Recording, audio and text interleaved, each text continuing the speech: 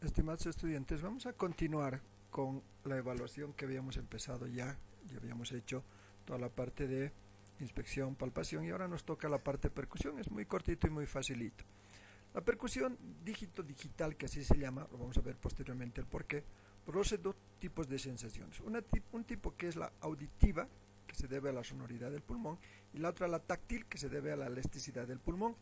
Entonces, ¿qué quiere decir? Que no solamente vamos a escuchar con los oídos la parte percusiva, sino que también vamos a sentir en la yema de los dedos cuando se percute.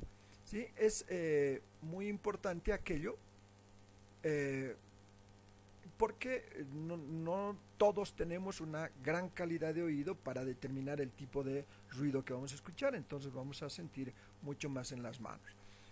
La que más se utiliza es la dígito digital, ya habíamos visto, y el oído se perciben sonidos, dice, entre 16.000 a 40.000 vibraciones por segundo. Los caracteres fundamentales del sonido es la intensidad, el tono o altura y el timbre.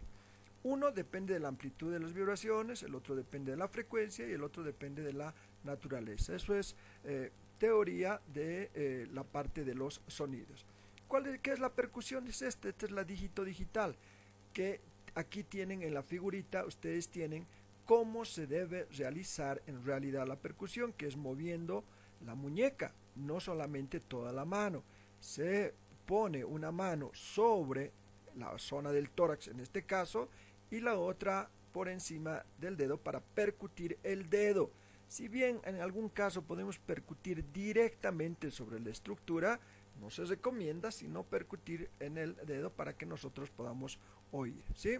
La existencia de tener dos pulmones nos permite comparar muy bien uno del otro. La vibración mayor o menor del pulmón depende de tres causas: el volumen del tejido que vibra y la densidad y la tensión. Esto es muy importante. A mayor volumen el tejido vibra menos. ¿Sí? Las modificaciones topográficas se deben a la desigual distribución de las masas musculares. ¿Qué quiere decir? Que si tenemos un paciente obeso, muy obeso, la percusión casi no nos sirve absolutamente nada, porque no vamos a escuchar gran cosa en la percusión. ¿Por qué? Porque las masas musculares, la masa grasa, no nos va a permitir aquello, ¿sí? Y aquí hay algo muy importante que dice: sonoridad máxima en regiones infraclaviculares, axilares, sonoridad mínima en regiones supraespinosas y sonoridad media en regiones infraescapulares. Nos está indicando dónde se escucha más y dónde se escucha menos. ¿Qué es lo que vamos a escuchar? Generalmente, ¿qué tipo de ruidos pertenecen a la percusión? Resonancia o sonoridad normal, matidez, submatidez, hipersonoridad o timpanismo. Estos son los principales, la principal nomenclatura de los ruidos en la percusión. De aquí pueden derivarse otros tipos: hipersonoridad máxima, hipersonoridad mínima, etcétera, otros subtipos, de nombres en la nomenclatura, pero lo principal son estos. Ahora bien, sonoridad en el plano anterior. Primero y segundo espacio, sonoridad mayor. Segundo y tercer espacio en la mujer, submate o mate, lo que les decía, el derivado, ¿se acuerdan del mate? Ahora encontramos un sonido submate, que quiere decir que es menos que el mate, por la presencia de las mamas.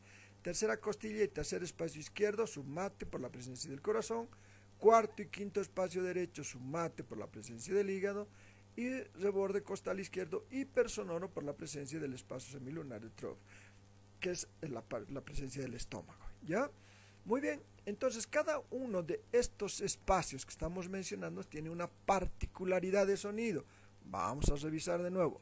Primero y segundo espacios, ¿qué tipo de ruido se escucha? Sonoridad mayor. Segundo y tercer espacios, en la mujer, submate o mate, por la presencia de las mamas. Tercera costilla y tercer espacio izquierdo, ¿qué vamos a escuchar? Un sonido submate, por la presencia del corazón, y así sucesivamente. En el plano posterior, de modo general, la sonoridad es menor que en el plano anterior. ¿Por qué? Por la gran cantidad de masa muscular que tenemos. En región escapular, la menor sonoridad. En región interescapulovertebral, sonoridad mayor. En región infraescapular, la sonoridad es máxima. En el octavo espacio intersticial derecho, submate o mate, por la presencia del hígado. Esto es muy importante. Entonces, ya de acuerdo a esta topografía anatómica, tanto anterior como posterior, vamos a ver que no todos los segmentos se pueden percutir y se oyen exactamente lo mismo. En el plano lateral, la sonoridad aquí es intensa. En el lado derecho disminuye hacia abajo por el hígado y en el plano izquierdo se hace timpánico por la presencia del estómago y el ángulo esplénico del colon. Entonces, cuando nosotros percutimos en zona lateral, es intensa la sonoridad.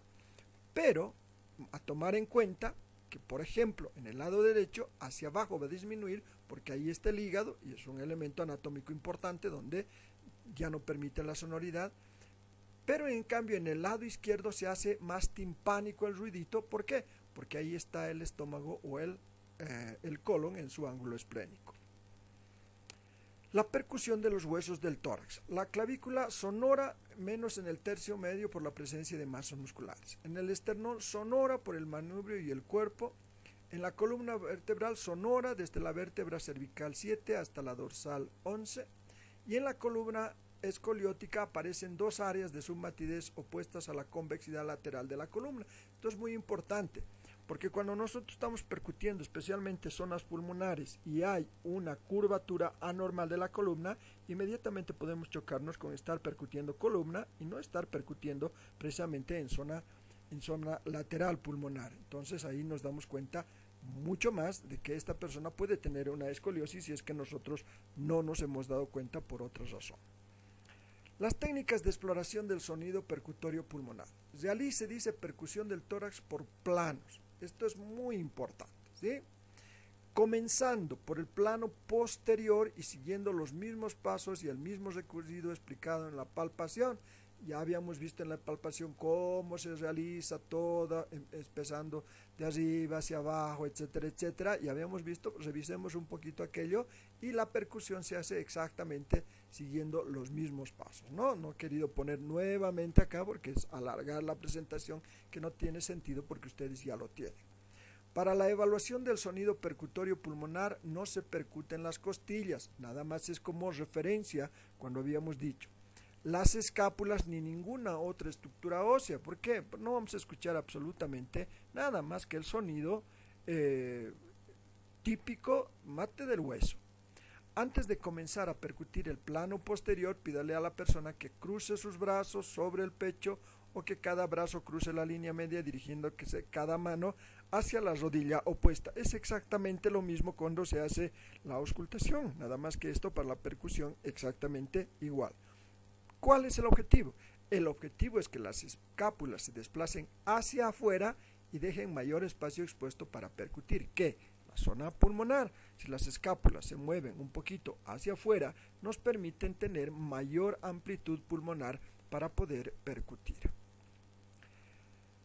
Recordar que en clavijano primero se percute un hemitórax, después el otro y por último se realiza la percusión comparativa, exactamente como habíamos hablado más antes. En el plano anterior la percusión se completa con técnicas especiales cuando se explora el área cardíaca y el hígado y el vaso, y esto es especialmente con la auscultación. ¿Sí? Esto es mencionando que no solamente nos vamos a quedar con la percusión, sino que vamos a tener que, especialmente el área cardíaca, el hígado y el vaso, explorar con auscultación.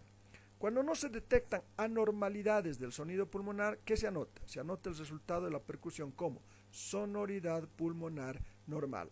Si encontráramos algo, submate, hipersonoridad, etcétera, etcétera, lo registraremos así. Si no encontramos nada, sonoridad pulmonar normal. ¿Sí? Como les decía, así cortito, muy facilita la parte de la percusión. La próxima clase vamos a ver y vamos a terminar con esta parte de la auscultación, que también es muy cortito y muy puntual. Algo muy importante en la parte percusiva, que no quiero que quede dudas, ¿sí? Es muy importante la parte percusiva en tanto y en cuanto nosotros tengamos y nos familiaricemos con los sonidos, que vayamos y percutamos y escuchamos un ruido mate, que vayamos y percutimos y escuchemos un ruido timpánico. Ahora, ¿a qué les suena mate y a qué les suena timpánico? Es como cuando yo estoy yendo a hacer un golpe a una madera o estoy yendo a hacer un golpe a un tambor, ¿sí? Los sonidos van a ser completamente diferentes. Algo así, les estoy poniendo estos parámetros y estos parangones simplemente para que ustedes se den cuenta. De todas maneras, tanto la percusión como la auscultación son métodos de evaluación muy sensibles al oído y muy susceptibles a tener errores. Tendremos que tener un oído una percusión perfecta y un oído muy bien entrenado para poder percutir y reconocer realmente algún ruido. Y eso nada más se los da la práctica. ¿Ya? Muchas gracias.